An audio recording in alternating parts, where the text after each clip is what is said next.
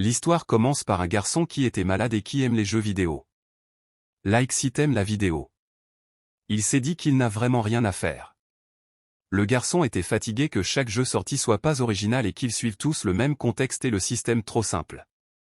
Il cherche un jeu original et il tombe sur un jeu Dungeons & Stone. Il ne connaît pas le jeu, un jeu de rôle indépendant développé à l'étranger tout en pixels 2D. L'interface était en anglais et il n'aime pas ce genre de jeu, mais c'était gratuit. Il s'est dit qu'il pouvait essayer. Il y avait un grand choix de persos. Il s'est dit qu'il ne jouerait pas longtemps, alors mieux vaut choisir au hasard et commencer à jouer. Il était vraiment fasciné par le décor du jeu et, sans s'en rendre compte, il a joué pendant des heures. Il a directement aimé le jeu avec son charme et quelques soucis pour avancer. Il fallait des camarades PNJ et, si le personnage meurt, il fallait recommencer tout à zéro. Il jouait et remarque qu'il n'y avait aucun tutoriel. Le jeu lui disait de finir indépendamment et le garçon, déterminé, décide de finir le jeu, peu importe si ça lui prend du temps. Il commence par l'hôpital et continue pendant sa formation militaire, puis continue pendant tout son service militaire encore et encore. Au bout de 9 ans, il est arrivé au boss final. Le garçon était heureux en disant « C'est qui le patron ? Mais ça m'a pris 9 ans, toute ma jeunesse. » Ému, il reçoit le message du jeu s'il veut pénétrer dans la salle du boss. Le jeu le prévient qu'il ne pourra plus faire marche arrière. Le garçon s'est dit que le jeu lui met un coup de pression, sûrement parce que c'est le boss final, et accepte. Pendant que les chargements étaient en train de se dérouler, il réfléchit à comment il va s'y prendre contre le boss et impatient de voir ses mouvements ou ses techniques. Sûr de lui, il s'est dit « Et si je le tue du premier coup ?» Et le jeu envoie un message de fin du tutoriel. Le garçon, pris au dépourvu, se dit que ce n'est pas possible, que ce n'est pas de l'anglais. Le garçon commence à paniquer et une lumière éblouissante l'enveloppe et commence à le transférer dans le jeu.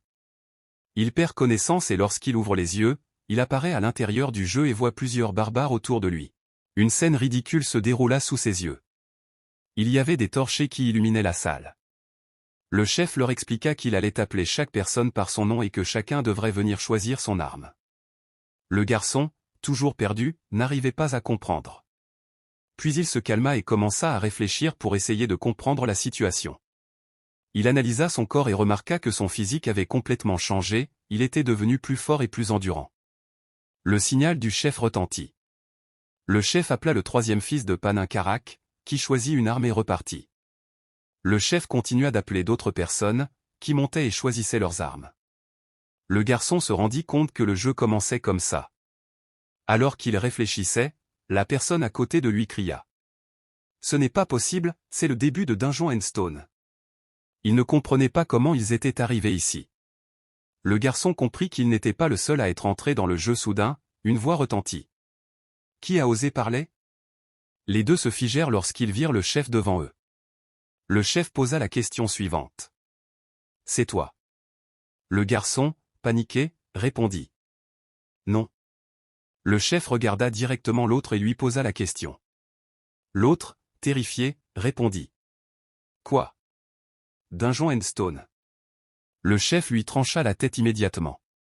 Le garçon, horrifié par la scène qu'il venait de voir, regarda le chef et essaya de rester calme pour éviter de se faire tuer. Le chef retourna ensuite continuer l'appel. Le garçon réfléchit à la situation et commença à comprendre que, dans ce jeu, les joueurs étaient considérés comme des démons, et qu'il avait failli mourir. Après cela, il se rendit compte qu'il ne connaissait pas son nom. Il eut alors une idée, attendre 2 secondes avant d'avancer, pour voir si le nom était déjà pris ou non. Il commença à attendre. Après plusieurs appels, le chef appela un nom.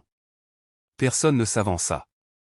Après 2 secondes, il décida d'avancer et arriva devant le chef. Si tu as aimé la vidéo, n'oublie pas de liker et de t'abonner. Merci pour votre soutien.